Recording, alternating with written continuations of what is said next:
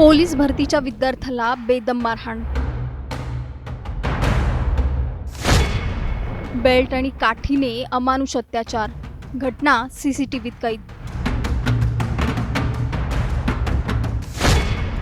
शिस्तीच्या नावाखाली प्रशिक्षकाचा संतापजनक कारनामा.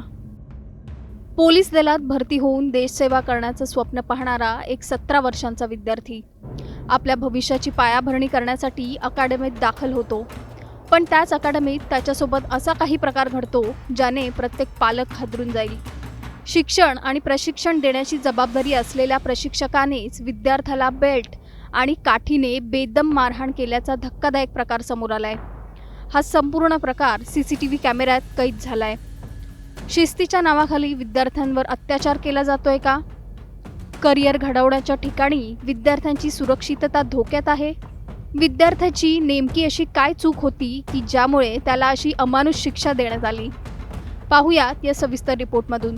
त्यासाठी हा व्हिडिओ शेवटपर्यंत पहा आणि टाइम्स नाऊ मराठीला लाईक, फॉलो आणि सबस्क्राईब करा. छत्रपती संभाजीनगरमधून एक अत्यंत धक्कादायक घटना समोर आली आहे. पोलीस भरतीची तयारी करणाऱ्या अवघ्या 17 वर्षीय विद्यार्थ्याला अकादमीतील प्रशिक्षकाने अमानुष मारहाण केल्याचा प्रकार समोर आलाय. या घटनेमुळे फक्त विद्यार्थ्यांचे पालकच नव्हे, संपूर्ण शहरात संतापाची लाट उसळली आहे. मिळालेल्या माहितीनुसार शहरातील भारत करिअर अकादमीमध्ये हा प्रकार घडलाय.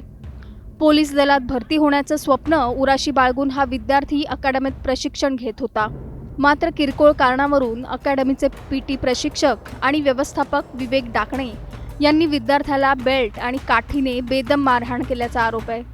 धक्कादायक बाब म्हणजे हा प्रकार कोणाच्या सांगण्यावरून नव्हे, तर अकादमीमध्ये बसवण्यात आलेल्या सीसीटीव्ही कॅमेऱ्यात कैद झालाय.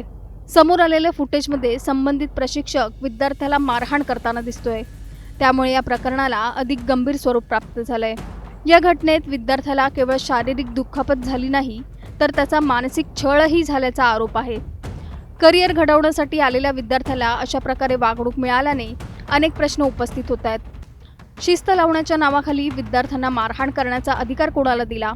आणि अशा घटना आजही शैक्षणिक संस्थांमध्ये घडत असतील तर विद्यार्थ्यांच्या सुरक्षिततेची हमी कोण घेणार? घटना समोर आल्यानंतर पीडित विद्यार्थ्याच्या नातेवाईकांनी तातडीने छावणी पोलीस ठाण्यात धाव घेत तक्रार दाखल केली. या तक्रारीनंतर पोलिसांनी विवेक डाकणे यांच्या विरोधात गुन्हा दाखल केलाय. तसंच या प्रकरणाचा सर्व बाजूंनी तपास सुरू करण्यात आलाय. दरम्यान या घटनेची माहिती समोर येताच पालक आणि नागरिकांमधून संताप व्यक्त केला जातोय.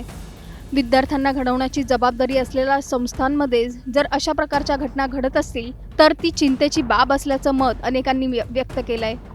विशेष म्हणजे पोलीस भरतीसारख्या स्पर्धात्मक क्षेत्रात आधीच विद्यार्थ्यांवर मोठा मानसिक ताण असतो.